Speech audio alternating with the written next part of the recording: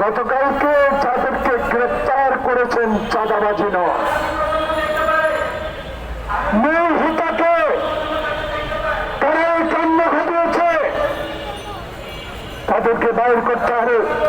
এটা মনে রাখা যাবে না আপনাকে, আপনি মনে রাখতে পারবেন না। বিশ্বজিৎকে কুপিয়ে কুপিয়ে ফুটপাতে তারা হত্যা করেছে, সেদিন কিন্তু আওয়ামী লীগ তাদেরকে বহিষ্কার করে নাই। যেদিন আপনাকে খুঁচিয়ে খুঁচিয়ে একটা দেশের বিরুদ্ধে কথা বলেছে, সেদিন কিন্তু আওয়ামী লীগ তাদেরকে বহিষ্কার করে নাই। কিন্তু আমাদের জিয়াউর রহমান, খালেদা জিয়ার সুযোগ্য সন্তান তারেক রহমান, আমি কিন্তু আপনাদের সাথে দ্বিমত পোষণ করি। সেদিন সাহসিকতার সাথে ইলেকট্রনিক কয়েকটি মিডিয়া সে হারুনের বিপ্লবের যে নৃশংসতা প্রকাশ করেছে, প্রচার করেছে, সেজন্য আমি তাদের কাছে কৃতজ্ঞ, ধন্যবাদ। এখন অনেকে বলেন মিডিয়া স্বাধীন নয়। আমি ব্যক্তিগতভাবে বলতে চাই, মিডিয়ার স্বাধীনতা অর্থ গণতন্ত্রকে সুসংগত করা, জবাবদিহিতা করা।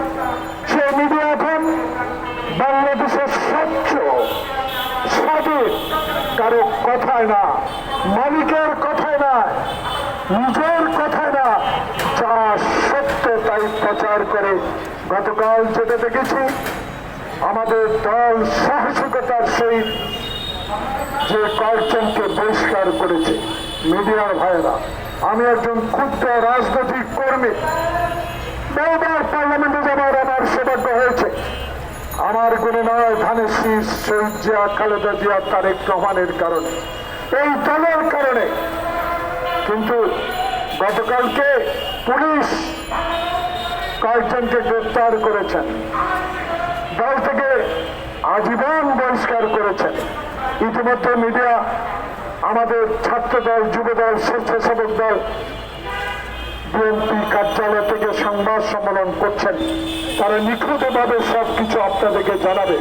আমি প্রশ্ন রাখতে চাই, হারুন বিপ্লবের বিরুদ্ধে যখন প্রথম মামলা করি, সে মামলা হাসিনা প্রত্যাহার করে নিল।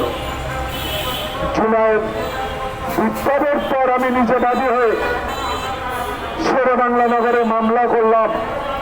মাননীয় প্রধান উপদেষ্টা, আপনার সহকর্মী, বাংলাদেশের স্বরাষ্ট্র উপদেষ্টা এখনো কেন হারুন বিপ্লব সহ যারা ওই দিন এমপিদেরকে হত্যা করার প্রচেষ্টা করেছিল, যার ভিডিও এখনো আছে, তাদেরকে আইনের আওতা আনা হলো না কেন? কেন এখনো তারা কোথায় আছে? তারা কোথায় অবস্থান করছেন? আমি বিনয় সৌজন্য জানাবো, অনতিবিলম্বে তারা কোথায় আছে, কেন গ্রেপ্তার আওতানো হচ্ছে না, এই বিষয়গুলো জনগণকে জানাতে হবে।